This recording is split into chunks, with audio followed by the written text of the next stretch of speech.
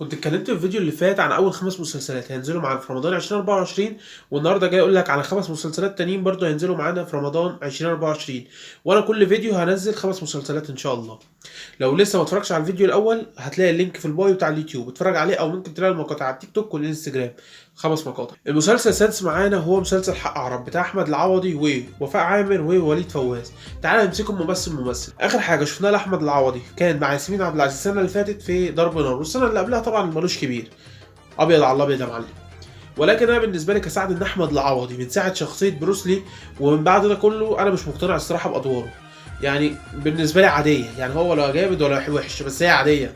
يعني فاهم، هو عنده احسن ممكن يطلعه. وطلع في فيلم الاسكندراني. وطبعا وليد فواز انا شايفه من الناس اللي بتطور من نفسها كل يوم اكتر من الاول عشان يطلع من درجه تانية لدرجه اولى. واحنا شفنا السنه اللي فاتت في الامام الشافعي كان عامل دور كويس، فشابوه استاذ وليد. يعني طبعا وفاء عامر ما نقدرش نعلق عليها، الصراحه ممثله عبقريه.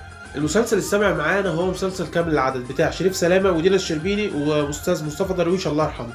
طبعا هم كانوا عملوا الجزء الاول السنه اللي فاتت وهيعملوا الجزء الثاني السنه دي بدون استاذ مصطفى درويش. اخر حاجه شفنا شريف سلامه كان كامل العدد السنه اللي فاتت، ودينا الشربيني نفس الشيء. ولكن انا الصراحه شريف سلامه عجبني الفتره اللي فاتت من بعد دم غزال مع غادة عبد الرازق، وهو عامل ادوار كتيره ورا بعض. يعني انا شايفه كان فتره انتهى وبعد كده بدا يطور من نفسه ويرجع تاني ويظهر على الشاشه. وشفته في مسلسل ورق التوت من قريب، الصراحه كان عامل دور كويس.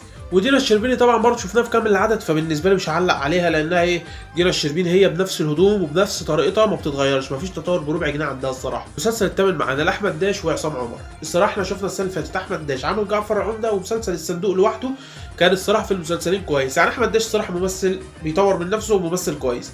انما عصام عمر بص هو ما عملش حاجه في رمضان، يعني هو كان ظهر السنه اللي فاتت في الاختيار. انما عصام عمر بين من ساعه مسلسل بالطو ان في ممثل مكتوب اسمه عصام عمر، وشفته من فتره برضو في بطن الحوت كان عامل دور كويس. يعني هو الولد فنان الصراحه وليه مستقبل، يعني انا شايفه لو قام ببطوله مسلسل لوحده هيقوم بيها. المسلسل التاسع معانا وهو مسلسل جري الوحوش. كنت عملت عنه فيديو اول لما بدأ اللي هو ينزل. المسلسل بطولة نضال الشافعي و99% بطولة محمود عبد المغني.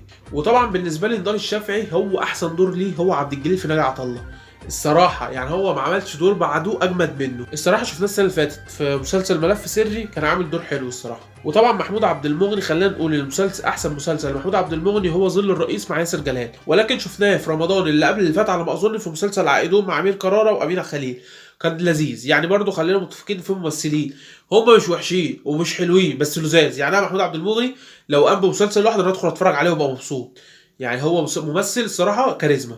المسلسل العاشر والاخير معانا النهارده هو مسلسل كوميدي بطولة أكرم حسني والفنانة المرعبة العبقرية تمام نسرين أمين، وطبعا الاستاذه سما ابراهيم. اكرم حسني اخر مسلسل عمله كان رمضان اللي فات وهو مسلسل مكتوب عليا، والصراحه المسلسل نجح.